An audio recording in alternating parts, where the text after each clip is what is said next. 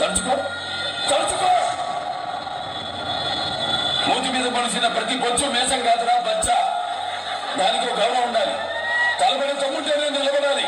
కూర్చో. రెడీ, గుర్తుపెట్టుకో, నీ సాగు నా చేతుల్లోనే. సవాలు విసరుకో, నేను సవాలు విసురుతా. మినిస్టర్, ప్రజలకు మంచి చేయండి. భుజాల మీద మోస్తారు, లేకపోతే తొక్కి పాతేస్తారు.